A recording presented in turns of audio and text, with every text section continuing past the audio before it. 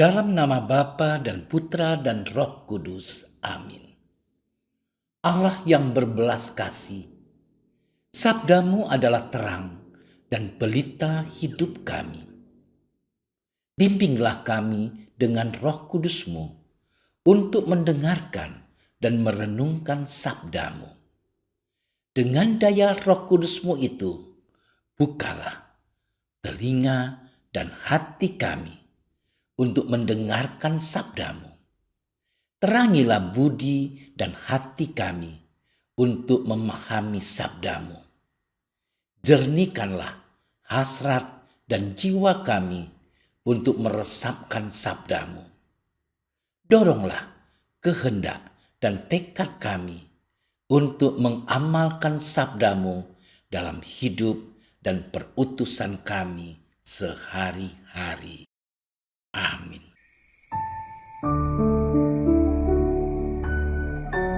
Inilah kesaksian Yohanes ketika orang Yahudi dari Yerusalem mengutus beberapa imam dan orang-orang Lewi kepadanya untuk menanyakan dia, "Siapakah engkau?" Ia mengaku dan tidak berdusta, katanya, "Aku bukan Mesias." Lalu mereka bertanya kepadanya, "Kalau begitu siapakah engkau? Elia?" Ia menjawab, "Bukan." "Engkaukah nabi yang akan datang?" Ia menjawab, "Bukan." Maka kata mereka kepadanya, "Siapakah engkau? Sebab kami harus memberi jawab kepada mereka yang mengutus kami. Apakah katamu tentang dirimu sendiri?" Jawabnya, "Akulah suara orang yang berseru-seru di padang gurun. Luruskanlah jalan Tuhan, seperti yang telah dikatakan Nabi Yesaya." Dan di antara orang-orang yang diutus itu ada beberapa orang Farisi.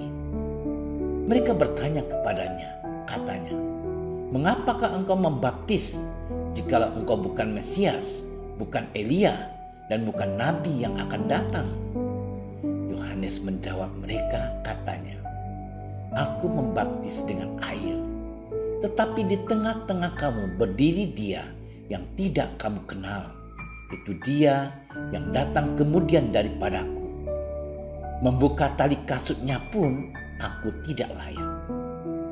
Hal itu terjadi di Betania yang di seberang sungai Yordan, di mana Yohanes membaptis.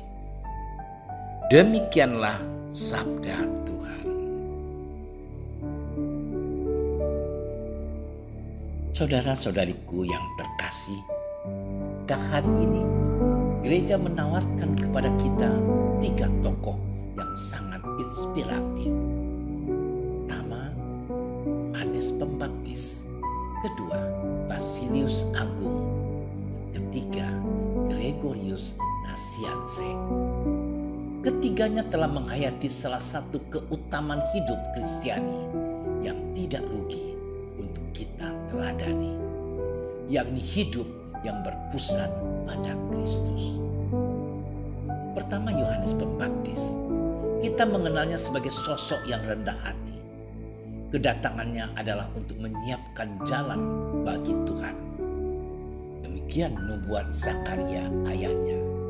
Dan benar, Injil hari ini melukiskan kerendahan hati Yohanes Pembaptis dengan sangat indah. Ketika beberapa utusan orang Yahudi datang kepadanya, Yohanes Pembaptis dengan penuh kerendahan hati mengakui bahwa dirinya bukan Mesias. Dia malah mengatakan, "Dia yang akan datang akan membaptis kamu dengan Roh. Membuka tali kasutnya pun aku tidak layak." Bukan dirinya yang penting dan utama, melainkan Yesus. Tokoh kedua adalah Santo Basilius Agung, yang dikenal sebagai seorang uskup yang mewartakan belas kasih Allah. Ia sangat memperhatikan dan mencintai orang-orang miskin. Dengan cara itulah ia membagikan belas kasih Allah kepada orang-orang miskin. Hal itu tidak akan terjadi jika hidupnya tidak berpusat pada Kristus. Tokoh ketiga adalah Gregorius dari Nazianze, sahabat Basilius Agung. Sama dengan Basilius Agung, Gregorius juga seorang uskup. Keduanya hidup pada zaman ketika gereja diserang oleh Arianisme. Aliran ini tidak mau mengakui Yesus sebagai Tuhan. Kekuatan Gregorius ada pada khotbah-khotbahnya yang membakar banyak orang, sehingga mereka kembali lagi kepada Yesus dan gereja. Melalui khotbah yang mampu mengembalikan keyakinan dan iman banyak orang, Yesus adalah sungguh Allah sekaligus sungguh manusia. Hal itu tentu tidak akan terjadi jika hidup Gregorius tidak berpusat pada Kristus. Saudara-saudariku yang terkasih, marilah kita bertanya kepada diri kita masing-masing.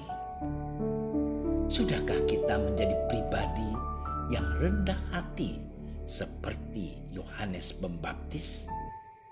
Sudahkah kita menjadikan Kristus sebagai pusat hidup kita? Ketika kita sukses dan berada di puncak popularitas, sudahkah kita bersyukur kepada Tuhan? Seringkali karena kita kurang rendah hati, kita justru tergoda untuk menjadikan diri kita pusat perhatian dan pusat hidup banyak orang. Kita selalu ingin untuk menjadi yang pertama dan yang utama. Padahal seharusnya Tuhanlah yang utama dan pertama. Semoga sabda Tuhan pada hari ini mengingatkan kita untuk tetap setia meneladani Yohanes Pembaptis, Basilius Agung, dan Gregorius Nazianze yang telah menjadikan Yesus sebagai pusat hidup mereka. Selamat bermenung.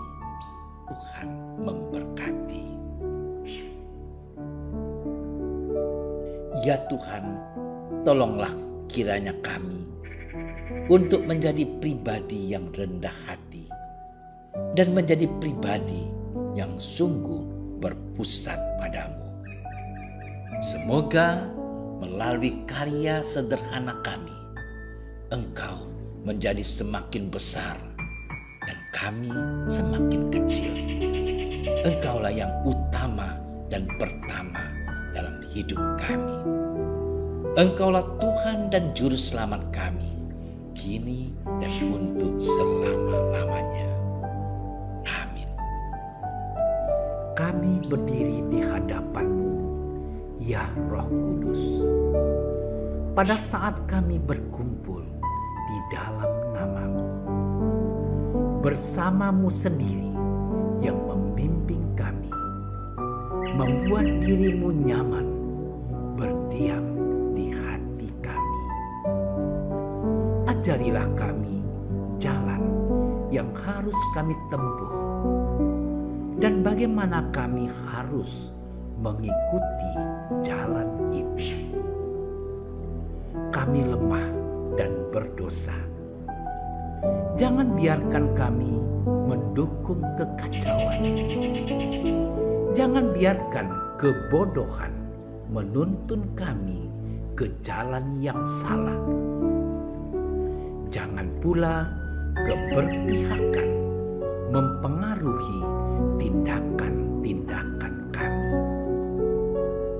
Kiranya kami menemukan di dalam Engkau kesatuan kami, agar kami boleh berjalan bersama menuju kehidupan abadi dan tidak menyimpang dari jalan kebenaran dan apa yang benar. Semua ini kami mohon kepadamu yang berkarya di setiap tempat dan waktu dalam persekutuan dengan Bapa dan Putra untuk selama-lamanya. Amin.